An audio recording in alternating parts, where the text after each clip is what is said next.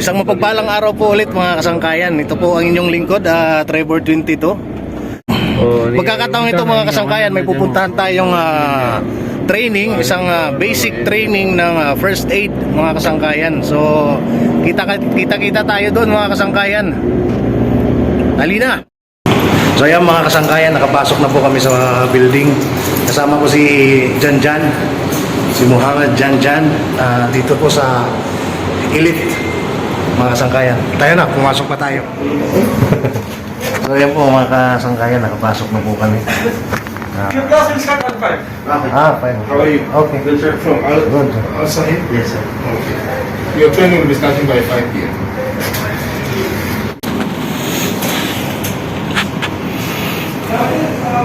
So ayan mga kasangkayan, kinuha po na yung ating papeles. Nandito kami sa Elite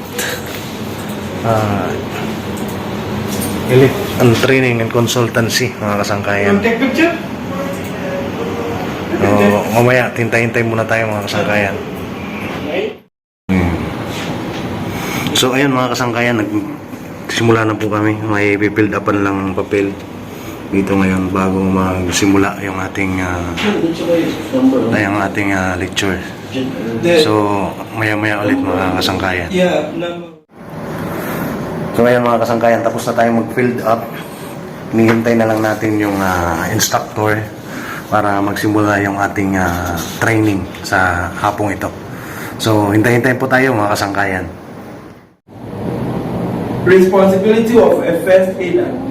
Responsibility of a first aider means if you are a first aider, after you are trained to become a first aider, after you are trained to be called a first aider, what are your duties?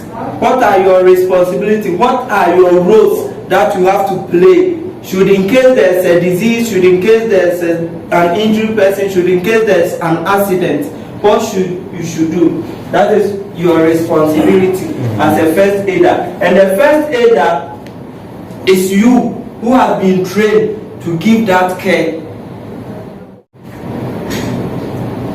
Now, we talk about the aim of a first aider. The main aim of first aid when we talk about aim of first aid, why do we give first aid?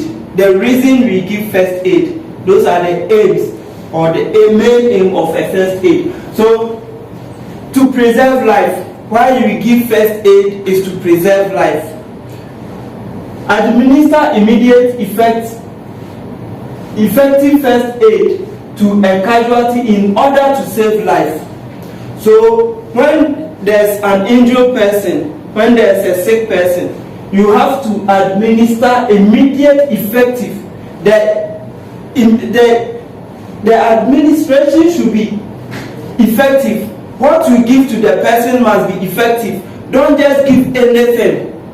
You make sure what you give to the person is effective. It is something that will not cause more harm to the person, but it will help the person to recover from the injury or from the disease. So to the casualty in order to save his life or her life. Also prevent the condition from getting worse or worsening. You give the first aid to prevent the condition of the person from worsening. From worsening means you prevent the condition from becoming big. Maybe someone is sick. You give the first aid for the person so that the person will not die before the emergency team come. So that is the reason why we give first aid. Because when there is no first aid, the person can die before the emergency service will come. The ambulance will come. Because there is no help. So this one, you help the person as we wait for the emergency team to come. Also, you promote recovery. To promote recovery means you help the person to recover before the emergency team arrive. Maybe someone is sick, someone is injured, someone is unconscious. you help the person to become conscious.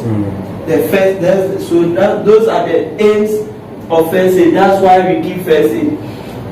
Also, this is important tip or helpful tip you have to remember. Remember, if you have not contacted the emergency service, then they will not arrive.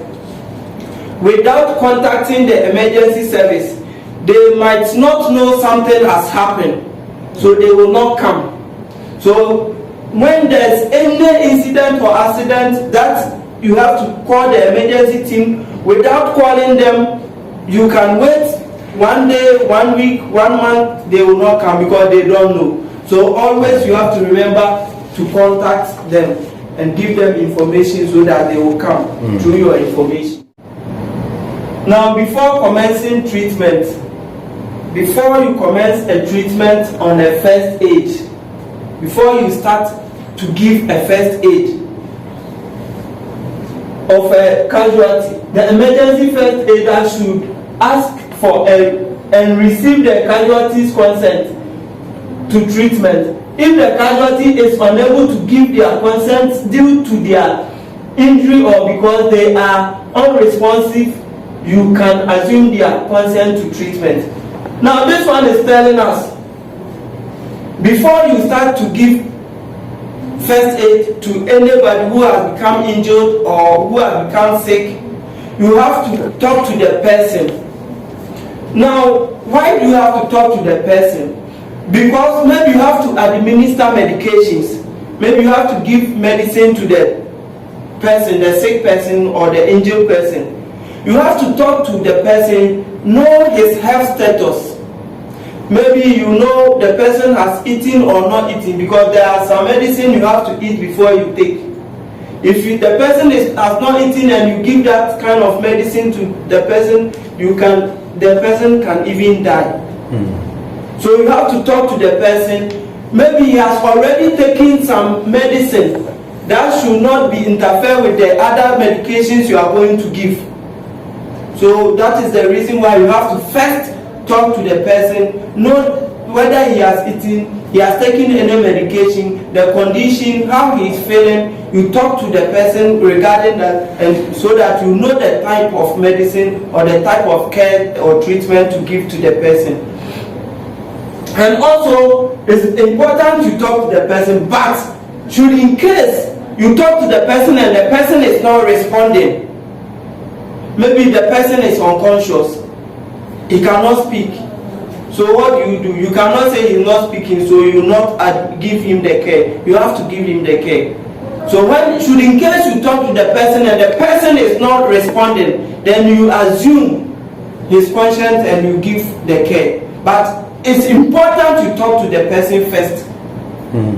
If he responds, you talk to him, you find out his condition, the kind of medicine he has taken before, and his health status, and then you go on with the care.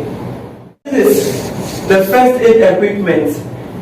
The content of the first aid kit will be dependent on the assessment of first aid needs that should be conducted. Below is the recommended content from the British Standard Institute, BSI, British Standard Institute.